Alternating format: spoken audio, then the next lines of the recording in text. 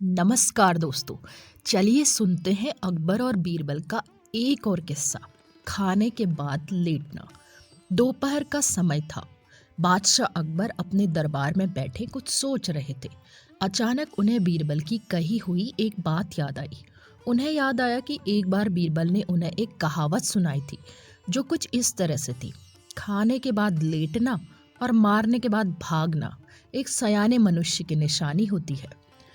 बादशाह सोचने लगे, अभी दोपहर का समय है, यकीनन बीरबल खाने के बाद सोने की तैयारी में होगा। चलो आज उसकी बात को गलत साबित किया जाए। यह सोचकर उन्होंने एक सेवक को आदेश दिया, इसी वक्त बीरबल को दरबार में उपस्थित होने का संदेश दिया जाए। बीरबल अभी खाना खाकर बैठे ही थे कि सेवक राजा का आदेश लेकर बीरबल के पास पहुंचा। बीरबल आदेश के पीछे छिपे राजा की मंशा भली भांति समझ गए।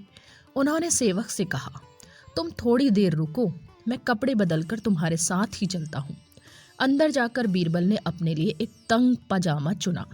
पजामा तंग था तो उसे पहनने के लिए उन्हें बिस्तर पर लेटना पड़ा। पजामे को पहनने का बहाना कर वे थोड़ी देर बिस्तर पर लेटे रहे और फिर सेवक के साथ दरबार की ओर चल दिए। दरबार में बादशाह बीरबल की राह देख रहे थे।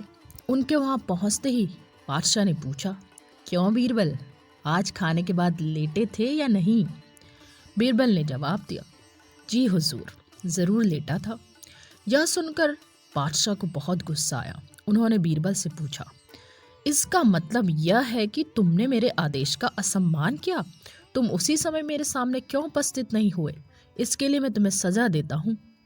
बीरबल ने तुरंत जवाब दिया, हुजूर, ये सच है कि मैं थोड़ी देर लेटा था, लेकिन मैंने आपके आदेश की अवहेलना नहीं की। आपको मुझ पर यकीन न हो तो आप सेवक से इस बारे में पूछ सकते हैं। हाँ, ये बात अलग है कि मुझे इस तंग पजामे को पहनने के लिए बिस्तर पर लेटना पड़ा था। बीरबल की इस बात को सुनकर अकबर हंसे बिना न रह सके। उन्होंने बीरबल को दरबार से जाने दिया।